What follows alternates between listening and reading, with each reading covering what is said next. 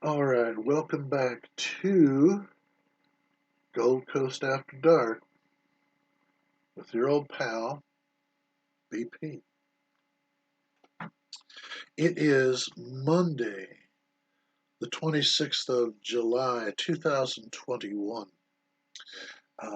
The reason we're back is because at the end of the previous string of episodes, which was reading the book called After Halloween, sort of a postcards from deep space intended for my grandson Jax back in Fort Worth, who is, as we do this, is like 18 months old. So, but this is to give him an idea. It was to give him an idea of what his grandfather sort of was like at certain times. However, at the end of those episodes, as I read the afterword and then commented on it afterwards, I made reference to an unintended sequel to the book. And you can't do that unless, you got to deliver on something like that. You can't leave people hanging. So I thought about it and over the weekend and come back. And so that's what we're going to do.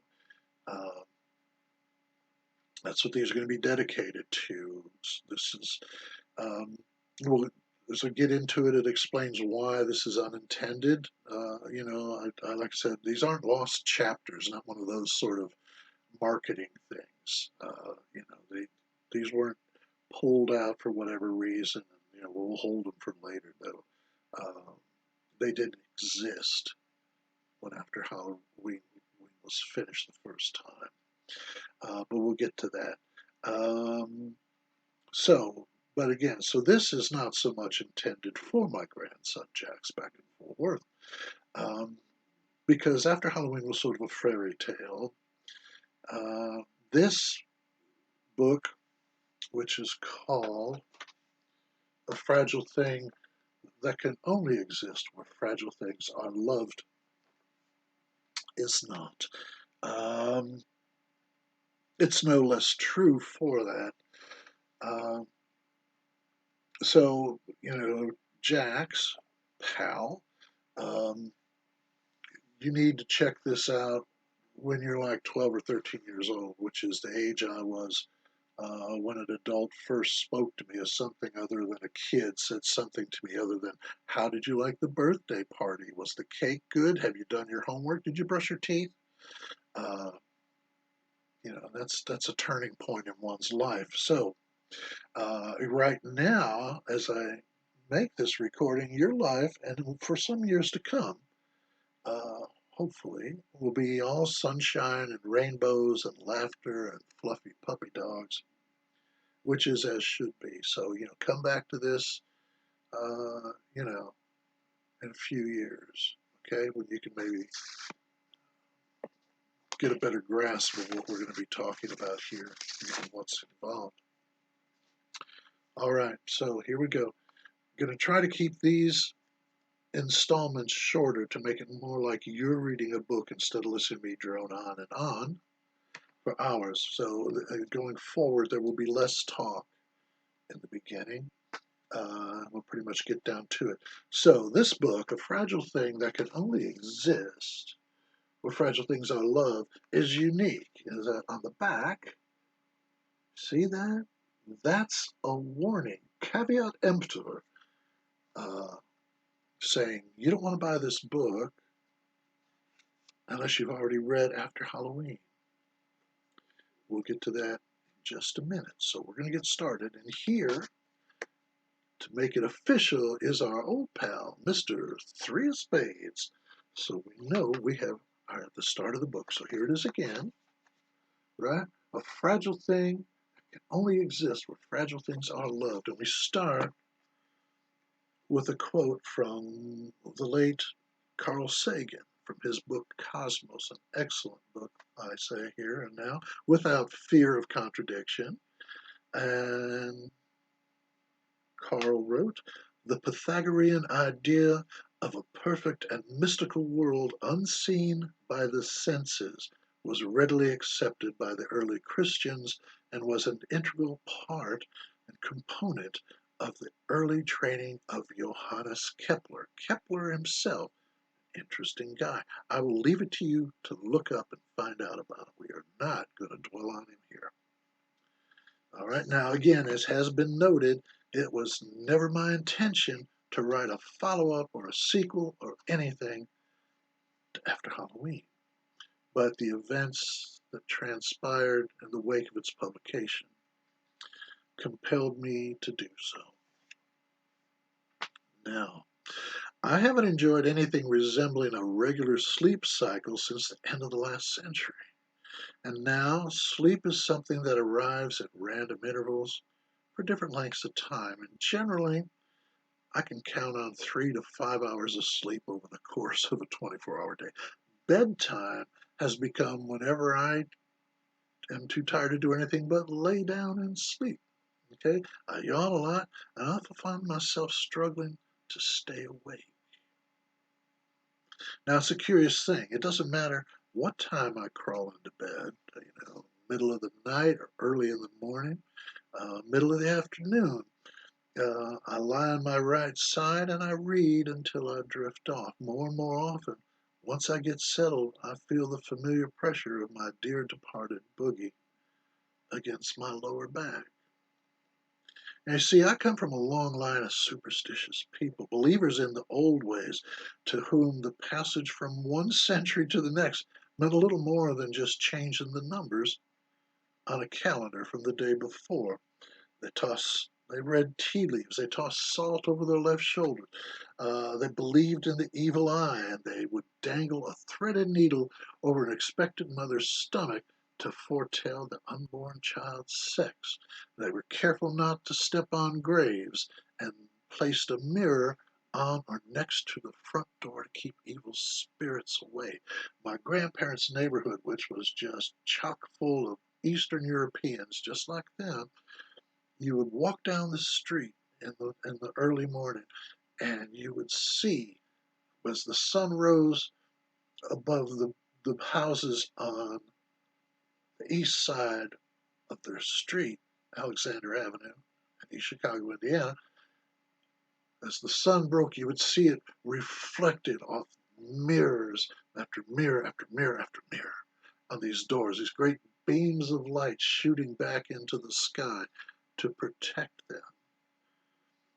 Because the idea was, though you and I cannot see evil spirits, if they approached your front door, they would see their reflection, not realizing it was themselves, and would be so horrified by the image before them that they would leave and not trouble you again.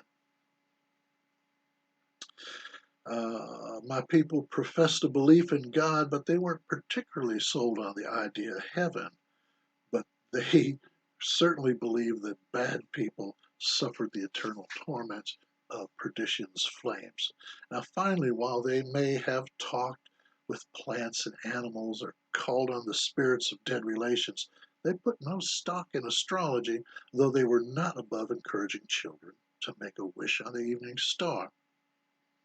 But each successive generation, the old ways and stories associated with them, fell a little farther away to where in this year of grace, what little of them remains in memory makes no more sense than Egyptian hieroglyphics did before Champollion decoded the Rosetta Stone.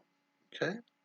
So younger generations who will have their own history and myths and folk tales to preserve, they can't be faulted for this because that is the way of things. Now, in the past, I've written about being a custodian of childhood. I've also described myself as a walking, talking anachronism, and both characterizations are accurate. I'm not going to deny that. Now, you couple them with a belief in a world unseen by the senses, like layers of an onion, as I have described it elsewhere, and it's easy to see why I would harbor no reservations at all about committing to print the events of After Halloween, or for that matter, of an earlier book called The Heron King. And now with A Fragile Thing, which can only exist where fragile things are loved. There's no limit to what is possible once you learn to see beyond your own prejudices. Uh, I forget which episode it was. It may have been in the pilot episode of the last series of Gold Coast After Dark, but it pointed out how people always say, well, you just got to learn to think outside the box. No, the important thing is there is no box. That's what you need to realize. There is no box. So once you can break through that, then you can break through the prejudices that are layered upon you since childhood. All right? And then you see, because then you are open to possibilities. All right? And so the willing suspension of disbelief, then, like I said, coming from the people I come from, uh, what Samuel Coleridge called the willing suspension of disbelief is encoded in my DNA.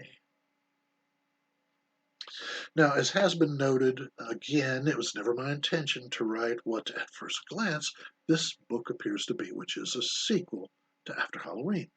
But if it's not a sequel, what is it? Well, I suppose it's more like a follow up to a news item in last week's news, in that it doesn't stand on its own. It just, it requires the earlier story. Otherwise, it doesn't make any sense. It's not going to connect with you in any way. It is, if anything, a passing curiosity, if that. Now, one thing it definitely isn't is a money grab, which I should think would be obvious with all the warnings about not buying this book, which isn't to say I don't want people to buy my books, but I don't want them shelling out their hard earned cash thinking this is yet another slice of brilliance from their old pal PP. Because it's not. Now, completists and fanatics for my writing, and there are one or two, believe me, because I've heard from them, and I appreciate it. Um, they will want this book, but the casual reader, without having first read After Halloween, is bound to be disappointed. Hence the warnings. Okay, now this very morning, I mulled over combining the present volume with After Halloween, which would certainly seem to make sense, as so many things to do after the fact and from a certain point of view. It wouldn't, however, allay charges of money grab, but more on that in a minute. Again, all perfectly legitimate from a certain point of view, just not from the one point of view that counts, i.e., mine. So let's start with the financial aspects here. Now, normally I would say it's none of your business if people ask me about money, either how much I get from Social Security or how much I make from books or anything else. But since I'm the one who brought it up, I can't very well step back and say, no, well, you just got to trust me on this. Now, because I don't know about you, but when somebody opens a door to a topic, and I say, well, would you care to expound on that, please? And they say, oh, well, just trust me on this. I go the other way, man, because I know now I cannot trust them. It's like, I don't care. It'd be like walking down the street and seeing a grizzly bear coming down the street. I'm going the other side of the street at the very least, if not the other way altogether. So, that's the way it is. Now, if you haven't read certain of my books, or haven't heard any of my interviews on Dutch radio, or don't know me personally, you probably aren't aware that money is not now, nor has it ever been, a prime motivator in my life. Now, don't get me wrong, I like having money, but I've never come close to being well to do, let alone rich. Though I have been broke down and busted with a whole lot of nothing, flat ass poor, enough times to know I don't ever want to be that way again. So, in the spirit of transparency, which means so much to so many people in this year of grace, I will tell you that I charge $3.99 for all my books. Now, that's the American price. Similar price in Europe. Try to even it out. Now, and that again, and that is a price of my choosing. Amazon lets me do that, but they won't let me charge less. I mean, I can't just say, "Hey, here's a book for $1," which would be fine with me. But that's not how business works. Not good business. So of that $3.99, 28 cents of it finds its way into my bank account. The $3.71 left over stays in Jeff Bezos' pocket, I guess, to build himself another rocket ship. $2.15 covers printing, and then there's still $1.56 left over for I don't know what. And that's before the buyer gets hit for postage, which is usually a couple of dollars more than the price of the book. Now, you can find more than money than 28 cents between the cushions of your couch, right? But am I complaining? No, because I'm the guy, remember this, I'm the guy who's warning people against buying this book, right? Not only if they haven't already read After Halloween, but even if they have. As Colonel Pickering said of what was called the new small talk in Pygmalion, it's not compulsory. Now, granted, this is not an attitude that Amazon would appreciate, but since I don't move enough books for them to be concerned with, I can say things like this. Now, finally, the other reason I don't simply incorporate the present volume into a new expanded edition of After Halloween, maybe with a new foreword by the author, it is vanity.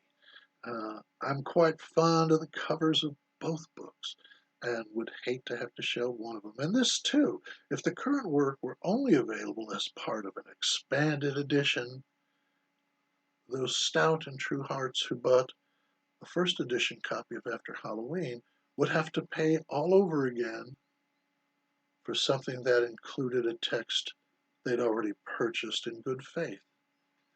And as my grandfather Fay, his real name was Theophilus, but as grandfather Fay would say, that will not do. So in closing, I realize that this book,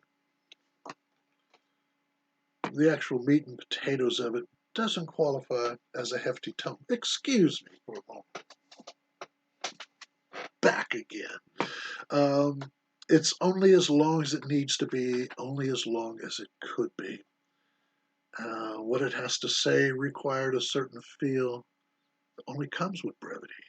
The arc of the story and its timeline are necessarily compact, though not condensed, for the simple reason that's the way the events described played out. That's the end of part one. We came in a little longer than I would have liked.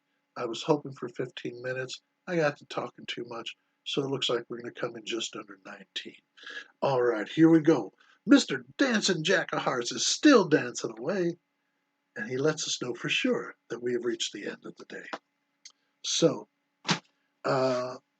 tune in next time. We'll pick up with the story proper of a fragile thing that can only exist where fragile things are loved.